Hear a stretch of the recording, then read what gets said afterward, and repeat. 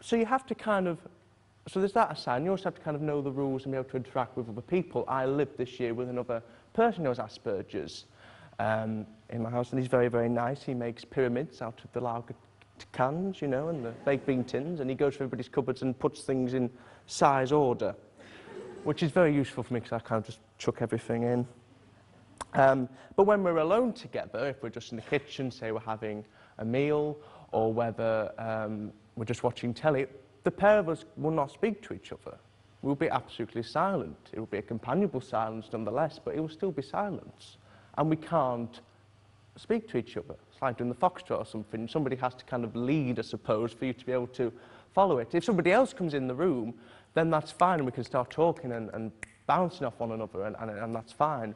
But when we're alone together, because neither of us know what to do, we're just quiet, and that's quite bizarre. So you need to be able to put in your own strategies for different situations that you find particularly difficult. And one situation I found particularly difficult was when you had a large group of people, not like this one, they're all sat very nicely, looking at you, waiting for you to speak, but say something like a reception, maybe a house party, something like that, where often you know, people aren't really paying that much attention to you, you're not sure whether you should speak, who should you address. So you put in your kind of own strategies to be able to work out that. So one that I always do is work out who is talking. If you've got a large space of lots of people talking and there's lots of action and it's all a blur and you're not really sure, and whoa. So you can kind of sit there and work out, because I often used to not really work out who is talking and therefore wouldn't be able to pay much attention to that person and seem rude. So you work out, right, who's talking? Who's talking in the situation? Right, he's talking. Is he talking to me? Or no, he's talking to that people over there. Who's talking to me? It's her. Right, I'll look at her. When you're speaking, excuse me, and you have to be audible, it's often, I kind of worked out that you have to kind of be quite loud, you have to get in quickly, otherwise if there's a lot of people talking, people will just go over you and ignore you.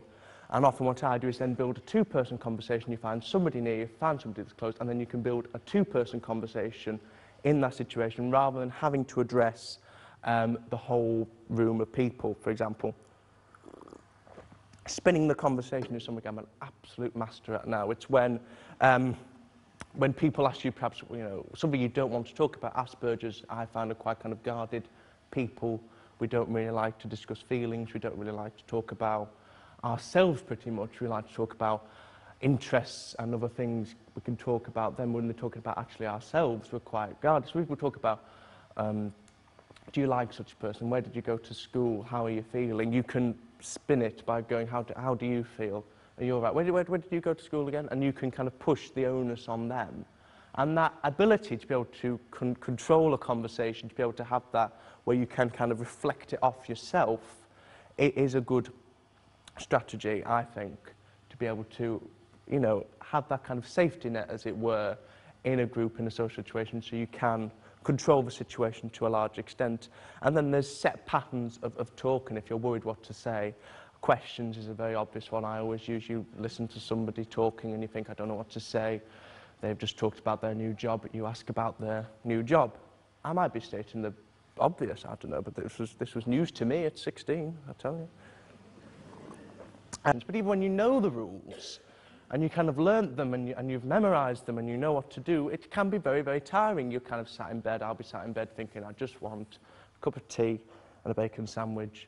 But if I go into the kitchen and there's somebody there, I'm going to have to make eye contact, I'm going to talk a level tone of voice, I'm going to give positive listener feedback, I'm not going to ask pertinent questions, I have to talk to them for too long, make sure I don't leave too early so I don't appear rude, look at the faces, make sure if I'll just sod it, I'll stay in bed. So, and it can be very tiring when you think you have to do that. It's kind of like that situation if you're on a bus and you know you're very tired, and then there's somebody who's come and sat next to you who you know, and you think for the next half an hour you're going to have to actually talk to them and be nice to them. You have to kind of drill up the energy in that respect to kind of talk to people. So there can be a kind of double-sided edge to it where you think, I just can't be arsed with it. So you have to kind of know it yourself, time it yourself. And it can be even more difficult when Asperger's people can't read people. And because I think if you can't read somebody, it's very difficult to manipulate your own, how you put across, And therefore, if you appear bored, you will just look bored. And if you're not happy, you just look not happy. You can't fake it to a large extent. And there's also a difficulty that I found where you are placed as an Asperger very much on the kind of the outskirts of normality. I'm sure we could argue about what is normal all day here, but if you can just imagine there's kind of normality, and Asperger's people are kind of placed on the periphery, as it were, of what is perceived as normal, even if it's quite complementary. If you take an example of somebody, the self-diagnosed Asperger, Sir Patrick Moore, who, you know, has a very, you can tell, has a very monotonous tone of voice, very specialist subject, but the papers, he's totally nuts. He prefers cats to people. He's a classic eccentric. I've been called eccentric and weird and bizarre, and it's meant in a very nice way, very jokey way, in jest, but it still isn't your normal.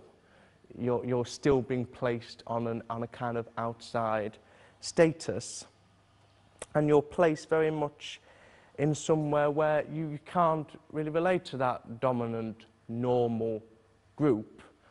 And so you kind of have to learn, okay, you've got the rules of communication, you kind of have to learn the kind of sub-rules, which are very confusing and nobody tells you about. No speech therapist told me that at 19, if somebody insulted your mother, this was a really positive step, and that if you insulted their mother, this would be really good.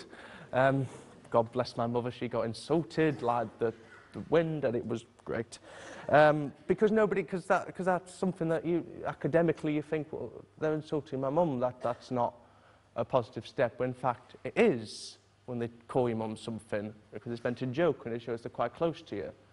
So it can be very difficult, it can be very bizarre, and you kind of have to kind of just wade through that jungle and work out what is acceptable, what isn't acceptable, and what do they actually mean, which can be quite a minefield. Thank you very much, ladies and gentlemen. Enjoy the rest of the conference.